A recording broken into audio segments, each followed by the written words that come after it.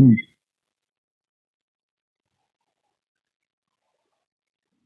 ಓಂ ಈಕ್ಷತೆ ನಾ ಶಬ್ದಂ ಓಂ. ಈ ಬ್ರಹ್ಮಸೂತ್ರಕ್ಕೆ ಆಚಾರ್ಯರು ಅನುಭಾಷ್ಯದಲ್ಲಿ ಈಕ್ಷತೆಷ್ಟ ಅಂತ ಚಕಾರ ಪ್ರಯೋಗ ಮಾಡಿದ್ದಾರೆ. ಆ ಚಕಾರಕ್ಕೆ ಏನ್ ಅರ್ಥ ಅಂತ ಅನ್ನೋದನ್ನ ರಾಘವೇಂದ್ರ ಸ್ವಾಮಿಗಳು ತತ್ವಮಂಜರಿಯಲ್ಲಿ 23ನೇ ಭಾಗದಲ್ಲಿ 23ನೇ ಗದ್ಯದಲ್ಲಿ ವಿವರಣೆ ಮಾಡಿದ್ದಾರೆ. ಆ 23ನೇ ಗದ್ಯದಲ್ಲಿ ಗತಿ ಸಾಮಾನ್ಯ ಇತಿವಾ ಅನುಕ್ತ ಸಮುಚ್ಚಯವೇ ಅಂತ ಒಂದು ವಾಕ್ಯ ಇದೆ. ಅಲ್ಲಿ ಅನುಕ್ತ ಸಮುಚ್ಚಯ ಅಂದ್ರೆ ಏನು ಅಂತ ಅನ್ನೋದನ್ನ ಇನ್ನೊಂದು ಸ್ವಲ್ಪ ವಿವರಗಳೊಂದಿಗೆ ನೋಡಿ ಮುಂದಿನ ಭಾಗಕ್ಕೆ ನಾವು ಹೋಗ್ಬೇಕು. ಯಾವತ್ತೂ ಚಕಾರ ಅಂತ ಅನ್ನೋದು ಸಮುಚ್ಚಯವನ್ನು ಹೇಳ್ತಿರ್ತೇವೆ. ರಾಮಶ್ಚ ಆಗತಃ ಅಂತ ಹೇಳಿದಾಗ ರಾಮನು ಆಗತಃ ಬಂದಿದ್ದಾನೆ, ರಾಮಶ್ಚ ಆಗಚ್ಚತಿ ರಾಮನು ಬರ್ತಾನೆ ಅಂತ ಹೇಳಿದಾಗ ಇಲ್ಲಿ ಆಗಚ್ಚತಿ ಅಂತ ಪ್ರಯೋಗ ಮಾಡಿದೀವಲ್ಲ, ಅದ್ರ ಜೊತೆಗೆ ರಾಮಶ್ಚ ಅಂತ ಚಕಾರವನ್ನು ಪ್ರಯೋಗ ಮಾಡಿದೀವಲ್ಲ, ರಾಮನೂ ಬರ್ತಾನೆ ಅಂದ್ರೆ ಏನರ್ಥ? ಹಿಂದೆ ಯಾರೋ ಒಬ್ರು ಬಂದವನು ಇದ್ದಾನೆ, ಅವನಿಗಾಗ್ಲೂ ಬಂದಿದ್ದಾನೆ, ಅದಲ್ಲದೆ ರಾಮನೂ ಬರ್ತಾನೆ ಅಂತ ತೋರಿಸಿದಾಗಾಯ್ತು. ಹಾಗಾದ್ರೆ ಹಿಂದೆ ಗೋವಿಂದ ಅಂತನವನು ಬಂದಿದ್ರೆ ಗೋವಿಂದ ಬಂದಿದ್ದಾನೆ, ರಾಮನು ಕೂಡ ಬರ್ತಾನೆ ಅಂತ ಆಯ್ತು. ಆಗ ರಾಮಶ್ಚ ಎಂಬಲ್ಲಿರುವಂತಹ ಚಕಾರ ಅಂತನ್ನೋದು ಉಕ್ತ ಸಮುಚ್ಚಯ. ಈ ಹಿಂದೆ ಗೋವಿಂದ ಬಂದಿದ್ದಾನೆ ಅನ್ನೋದು ಕೇಳಿದನಿಗೆ ಹೇಳಿದನಿಗೆ ಇಬ್ಬರಿಗೂ ಕೂಡ ಬರ್ತದೆ. ಆದ್ರಿಂದ ಅದು ಗೋವಿಂದ ಅಂತನ್ನುವುದು ಉಕ್ತ, ಈ ಹಿಂದೆ ಹೇಳಲ್ಪಟ್ಟದ್ದು. ಅದನ್ನ ರಾಮಶ್ಚ ಎಂಬಲ್ಲಿನ ಚಕಾರದಿಂದ ಸೂಚನೆ ಮಾಡಿದ್ದಾರೆ ಅಂತ ತಿಳ್ಕೋಬೇಕು. ಇನ್ನು ಕೆಲವು ಕಡೆ ಅನುಕ್ತ ಸಮುಚ್ಚಯನೂ ಆಗಿರ್ತದೆ. ಈ ಹಿಂದೆ ಹೇಳಲ್ಪಟ್ಟದ್ದನ್ನ ಸಮುಚ್ಚಯ ಮಾಡುವುದು, ಜೊತೆಗೂಡಿಸುವುದು ಅದರ ಉದ್ದೇಶ ಆಗಿರೋದಿಲ್ಲ. ಮುಂದೆ ಹೇಳಲ್ಪಡುವುದನ್ನ ಅನುಕ್ತ ಮತ್ತು ಮುಂದೆ ಹೇಳಲ್ಪಡುವುದನ್ನ ಇದ್ರ ಜೊತೆಗೂಡಿಸುವುದು ಆ ಚಕಾರದ ಉದ್ದೇಶ ಆಗಿರ್ತದೆ. ಹಾಗಾದ್ರೆ ರಾಮಶ್ಚ ಆಗಚ್ಚತಿ ರಾಮನೂ ಬರ್ತಾನೆ ಅಂದ್ರೆ ಮತ್ತೆ ಯಾರು ಬರ್ತಾರೆ ಅಂದ್ರೆ ಕೃಷ್ಣನೂ ಬರ್ತಾನೆ. ಮೊದಲು ಬಂದವನು ಗೋವಿಂದ, ಅದಾಯ್ತು. ಅದ್ರ ಮುಂದೆ ಬರುವಂಥವನು ರಾಮನೂ ಬರ್ತಾನೆ ಅಂತ ಹೇಳಿದಾಗ ಮತ್ತೆ ಯಾರು ಬರ್ತಾರೆ ಅಂದ್ರೆ ಕೃಷ್ಣನೂ ಬರುವವನಿದ್ದಾನೆ. ಹಾಗಾಗಿ ರಾಮಶ್ಚ ಎಂಬಲ್ಲಿರುವಂತಹ ಚಕಾರ ಅನ್ನೋದು ಮುಂದೆ ಬರುವಂತಹ ಕೃಷ್ಣನ ಸಮುಚ್ಚಯವನ್ನು ಹೇಳ್ತದೆ. ಆದ್ರೆ ಮುಂದೆ ಬರುವಂತಹ ಕೃಷ್ಣನ ಸಮುಚ್ಚಯ ಅನ್ನೋದು ಈಗ ಉಕ್ತ ಅಲ್ಲ, ಇನ್ನು ಹೇಳಲ್ಪಟ್ಟಿಲ್ಲ. ಅದು ಇಲ್ಲಿ ಯಾರಿಗೂ ಕೇಳಿದ್ರಿಗೂ ಯಾರಿಗೂ ಗೊತ್ತಿಲ್ಲ. ಆದ್ರೆ ಅದು ಜಿಜ್ಞಾಸೆ ಬಂದಾಗ ರಾಮ ಬರ್ತಾನೆ ಅಂತ ಹೇಳಿದ್ರೆ ಮತ್ತೆ ಯಾರು ಬರ್ತಾರೆ ಅಂತ ಹೇಳಿದ್ರೆ ಕೃಷ್ಣನೂ ಬರ್ತಾನೆ ಅಂತ ಆ ಹೇಳಿದ್ರೆ ಎಲ್ಲರಿಗೂ ಕೂಡ ಉತ್ತರ ಕೊಡ್ತಾನೆ. ಹೀಗೆ ಚಕಾರ ಅಂತನ್ನೋದು ಈ ಹಿಂದೆ ಹೇಳಲ್ಪಟ್ಟದ್ದನ್ನ ಮತ್ತೆ ಮುಂದೆ ಹೇಳಲ್ಪಡುವುದನ್ನ ಕೂಡ ಕೆಲವು ಬಾರಿ ಸಂದರ್ಭಕ್ಕನುಸಾರವಾಗಿ ಒಂದೊಂದು ಪ್ರಸಂಗದಲ್ಲಿ ಒಂದೊಂದನ್ನ ಸಮುಚ್ಚಯ ಮಾಡ್ತದೆ, ಜೊತೆಗೂಡಿಸ್ತದೆ. ಈ ಈಕ್ಷತೆ ನಾಶಬ್ದಂ ಎಂಬ ಬ್ರಹ್ಮಸೂತ್ರದ 1ನೇ ಅಧ್ಯಾಯದ 1ನೇ ಪಾದದ 5ನೇ ಸೂತ್ರ ಏನಿದೆ, ಅದರ ಭಾಷ್ಯವನ್ನ ಬರೆಯುವಾಗ ಆಚಾರ್ಯರು ಈಕ್ಷತೆ ಅಂತ ಹೇಳಿದ್ರಲ್ಲ, ಆ ಪ್ರಕಾರಕ್ಕೆ ಮುಂದೆ ಹೇಳಲ್ಪಡುವಂತಹ ಒಂದು ಯುಕ್ತಿಯ ಸಮುಚ್ಚಯವಿದೆ ಅಂತ ತೋರಿಸ್ತಾ ಇದ್ದಾರೆ. ಅದು ಅನುಕ್ತ, ಈ ಹಿಂದೆ ಹೇಳಲ್ಪಟ್ಟಿಲ್ಲ, ಮುಂದೆ ಹೇಳಲ್ಪಡುವಂಥದ್ದು. ಅದ್ಯಾವುದು ಮುಂದೆ ಹೇಳಲ್ಪಡುವಂಥದ್ದು? ಸಾಮಾನ್ಯಾಚ ಅನುಕ್ತ ಸಮುಚ್ಚಯೇ. ಈಕ್ಷತೆ ನಾಶಬ್ದಂ ಎಂಬುದು 5ನೇ ಸೂತ್ರ. ಆದ್ಮೇಲೆ ಭವಸ್ಯ ನಾಲ್ಕು ಶಬ್ದ ಅಂತ 6ನೇ ಸೂತ್ರ, 7ನೇದು ತನ್ನಿಷ್ಠಸ್ಯ ಮೋಕ್ಷೋಪದೇಶ ಅಂತ, ಏತ್ವಚನಾಚ ಅಂತ 8ನೇದ್ದು, ಸ್ವಾರ್ಥಯಾತ್ ಅಂತ 9, ಗತಿ ಸಾಮಾನ್ಯಾತ್ ಅಂತ 10ನೇ ಸೂತ್ರ ಇದೆ. ಹಾಗಾಗಿ ಗತಿ ಸಾಮಾನ್ಯಾತ್ ಎಂಬ 10ನೇ ಸೂತ್ರದಲ್ಲಿ ಹೇಳಲ್ಪಡುವಂತಹ ಯುಕ್ತಿ ಏನಿದೆ ಅದು ಈಗ ಸದ್ಯ ಇನ್ನೂ ಉಕ್ತ ಅಲ್ಲ, ಅದು ಮುಂದೆ ಉಚ್ಚಮಾನ, ಅದು ಹೇಳಲ್ಪಡುವಂಥದ್ದು, ಹೇಳಲ್ಪಟ್ಟಿಲ್ಲ. ಅದರಿಂದ ಅದನ್ನು ಅನುಕ್ತ ಅಂತ ಹೇಳಿದೆ. ಆದ್ರೆ ಇಲ್ಲಿ ಈಕ್ಷತೆ ಎಷ್ಟ ಅಂತ ಆಚಾರ್ಯ ಹೇಳುವಾಗ ಆ ಮುಂದಿನ ಸೂತ್ರವನ್ನು ಕೂಡ ಗಮನದಲ್ಲಿ ಇಟ್ಕೊಂಡಿದ್ದಾರೆ. ಕೇಳುಗರಿಗೆ ಒಮ್ಮೆಲೆ ಆ ಚಕಾರದ ಅಭಿಪ್ರಾಯ ಗೊತ್ತಾಗಲೇಬಹುದು.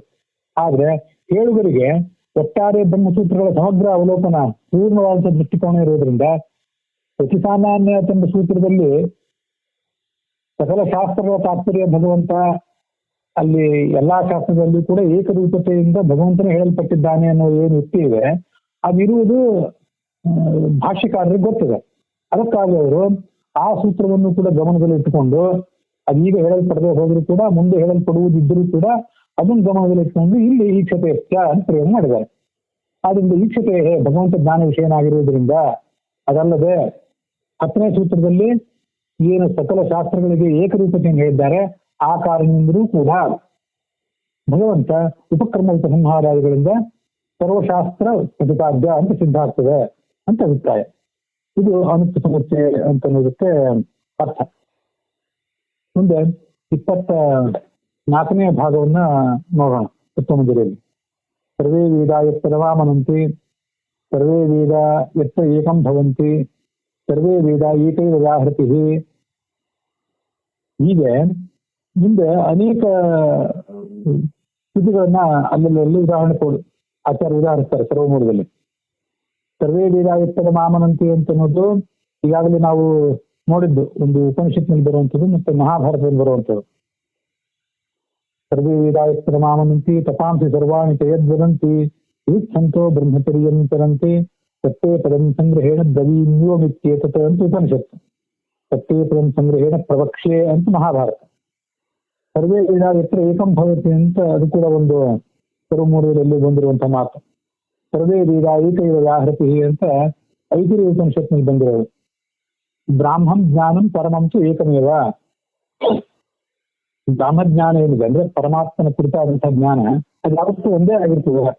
ಒಂದೊಂದು ಕಡೆ ಒಂದೊಂದು ಶಾಸ್ತ್ರದಲ್ಲಿ ಒಂದೊಂದು ರೀತಿಯಾಗಿ ಜ್ಞಾನ ಸಿಗುವಂತ ವ್ಯವಸ್ಥೆ ಇರೋದಿಲ್ಲ.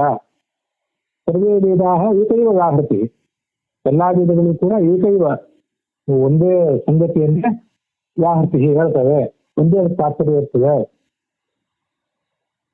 ವೇದೇಶ ಸರ್ವೈಹಿ ಅಹಮೇವ ವೇದ್ಯ, ಇದು ಭಗವದ್ಗೀತೆ. ಈ ಹಿಂದೆ ಅದರ ಅರ್ಥ ನೋಡಿದ್ದೇವೆ. ಅದಲ್ಲದೆ ವೇದೇ ರಾಮಾಯಣೇ ಸೇವಾ ಪುರಾಣೇ ಭಾರತೆ ತಥಾ ಆದಾವಂತೆ ಚ ಮಧ್ಯೆ ಚ ವಿಷ್ಣು ಸರ್ವತ್ರ ಗೀಯತೆ ಅಂತನ್ನೋದು ಹರಿವಂಶದಲ್ಲಿ ಬರುವಂತಹ ಒಂದು ಮಾತು. ಅದನ್ನು ಕೂಡ ಆಚಾರ್ಯ ಇಲ್ಲೇ ಬ್ರಹ್ಮಸೂತ್ರ ಭಾಷ್ಯದಲ್ಲೇ ಉದ್ಧರಿಸಿದ್ದಾರೆ. ವೇದೇಶ ಸರ್ವೈಹಿ, ವೇದೇ ರಾಮಾಯಣ ಇದೆ, ವೇದದಲ್ಲಿ, ರಾಮಾಯಣದಲ್ಲಿ, ಪುರಾಣದಲ್ಲಿ, ಭಾರತದಲ್ಲಿ, ಆದಿಯಲ್ಲಿ, ಮಧ್ಯದಲ್ಲಿ, ಅಂತ್ಯದಲ್ಲಿ ಎಲ್ಲಾ ಕಡೆಯೂ ಕೂಡ ನಾನೇ ವರ್ಣಿಸಲ್ಪಟ್ಟಿದ್ದೇನೆ ಅಂತ ಅದರ ತಾತ್ಪರ್ಯ. ಆದವು ಅಂತ್ಯೇಚ ಮಧ್ಯೇಚ, ಮಧ್ಯದಲ್ಲಿ ಕೂಡ ವಿಷ್ಣು ಸರ್ವತ್ರ ಗೀಯತೆ, ಭಗವಂತನೇ ವರ್ಣಿಸಲ್ಪಟ್ಟಿದ್ದಾನೆ ಅಂತ ಅದರ ತಾತ್ಪರ್ಯ. ಇಲ್ಲಿ ಬ್ರಾಹ್ಮಂ ಜ್ಞಾನಂ ಪರಮಂ ಚೇತೇವ ಅಂತಲ್ಲ, ಅದು ಗತಿ ಸಾಮಾನ್ಯ ತನ್ನ ಮುಂದಿನ ಸೂತ್ರದಲ್ಲೇ ಬಂದಿದೆ. ಸರ್ವೇ ವೇದಾಃ ಯುಕ್ತಯಃ ಪ್ರಮಾಣಾಃ ಬ್ರಾಹ್ಮಂ ಜ್ಞಾನಂ ಪರಮಂ ಚೇತೇವ ಪ್ರಕಾಶಯಂತೆ ನ ವಿರೋಧಃ ಕುತಶ್ಚಿತ್ ವೇದೇಷು ಸರ್ವೇಷು ತಥೇತಿಹಾಸೆ. ಎಲ್ಲಾ ವೇದಗಳು, ಅದಕ್ಕೆ ಸಂಬಂಧಪಟ್ಟಂತಹ ಎಲ್ಲಾ ಯುಕ್ತಿಗಳು, ಬ್ರಹ್ಮಸೂತ್ರಾದಿಗಳಲ್ಲಿ ಪ್ರತಿಪಾದಿಸಲ್ಪಟ್ಟಂತಹ ಯುಕ್ತಿಗಳು, ಮತ್ತೆ ಯಾವುದೇ ಪ್ರಮಾಣ ಇದ್ರೆ ಅವೆಲ್ಲವೂ ಕೂಡ ಪರಮಾತ್ಮನ ವಿಷಯಕವಾದ ಒಂದೇ ಒಂದು ಜ್ಞಾನವನ್ನ ಪ್ರಕಾಶಯಂತೆ ಕೊಡ್ತವೆ. ನ ಕುತಶ್ಚಿತ್ ವೇದೇಶು ತಥೇತಿಹಾಸೆ, ವೇದಗಳಲ್ಲಿ, ಮಹಾಭಾರತಾದಿಗಳಲ್ಲಿ, ಮತ್ತೆ ಈ ಪಂಚರಾತ್ರ, 3 ರಾಮಾಯಣ ಇತ್ಯಾದಿ ಎಲ್ಲೂ ಕೂಡ ನ ವಿರೋಧ, ಯಾವುದೇ ರೀತಿಯಾದಂತಹ ವಿರೋಧ ಇಲ್ಲ ಅಂತ ಅದು ಗತಿ ಸಾಮಾನ್ಯ ಎಂಬ ಸೂತ್ರದಲ್ಲಿ ಆಚಾರ್ಯರು ಉದ್ಧರಿಸಿರುವಂತಹ ಒಂದು ಪ್ರಮಾಣ. ಹೀಗೆ ಇವೆಲ್ಲ ಬೇರೆ ಬೇರೆ ಕಡೆ ಬಂದಿರುವಂತವೆ. ಇತ್ಯಾದಿ ಶ್ರುತಿ ಸ್ಮೃತಿ ಶತೈಹಿ, ಅನೇಕ ಶ್ರುತಿಗಳು, ಅನೇಕ ಸ್ಮೃತಿಗಳು.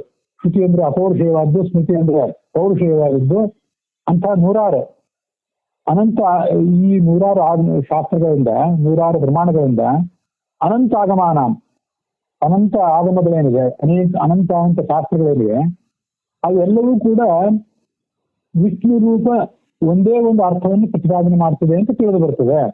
ವಿಷ್ಣು ರೂಪ ಏಕಾರ್ಥ ನಿಷ್ಠತ್ವ ಉಕ್ತ್ಯ, ವಿಷ್ಣುವಿಂದ ಒಂದೇ ಒಂದು ವಸ್ತುವನ್ನ ಅವು ಪ್ರತಿಪಾದನೆ ಮಾಡ್ತವೆ. ನಿಷ್ಠ ಅಂತ ಮಹಾಪ್ರಾಣ ಆಗಬೇಕು, ನಿಷ್ಠ ಅಂತಿದೆ, ನಿಷ್ಠತ್ವೋಕ್ತ್ಯ, ಈಗ ಅದು ತಿಳಿದು ಬರ್ತದೆ. ಗತಿ ಸಾಮಾನ್ಯ ಈಕ್ಷಣೀಯತ್ವಾಚ್ಯ, ಇದು ನೋಡಿ ಅನುಕ್ತ ಸಮಸ್ಯೆ ಅಂತಲ್ಲ, ಗತಿ ಸಾಮಾನ್ಯ 10ನೇ ಸೂತ್ರದಲ್ಲಿ ಹೇಳಲ್ಪಟ್ಟಂತ ಸರ್ವಶಾಸ್ತ್ರಗಳ ಏಕರೂಪತೆ ಮತ್ತು ಈಕ್ಷಣೀಯತ್ವಾಚ್ಯ, 5ನೇ ಸೂತ್ರದಲ್ಲಿ ಹೇಳಲ್ಪಟ್ಟಂತ ಜ್ಞಾನ ವಿಷಯತ್ವ ವಾಚ್ಯ ಮುಖ್ಯ ವೃತ್ತಿಯಾಗಿವ, ಅಮುಖ್ಯ ವೃತ್ತಿಯಿಂದಲ್ಲ ಹೊರತು ಮುಖ್ಯ ವೃತ್ತಿಯಿಂದಲೇ ಪ್ರಾರ್ಥನೆಯನ್ನ ಎಲ್ಲ ಪೂರ್ಣ ರೀತಿಯಿಂದ ಆಗಮೋದಿತ ಆಗಮಗಳಿಂದ ಪ್ರತಿಪಾದಿತನಾದನು ಸರ್ವಕರ್ತ ಅನಂತಗುಣ ವಿಷ್ಣುದೇವ ಜಿಜ್ಞಾಸ್ಯ. ಅವನೇ ಸರ್ವಕರ್ತ ಆಗಿದ್ದಾನೆ, ಅನಂತಗುಣ ಆಗಿದ್ದಾನೆ, ಅಂಥವನನ್ನು ನಾವು ಜಿಜ್ಞಾಸಿಸಬೇಕು ಅಂತ ಅದರ ತಾತ್ಪರ್ಯ. ನೋಡಿ ಅದ್ರ ಶಬ್ದಾರ್ಥ ಏನು.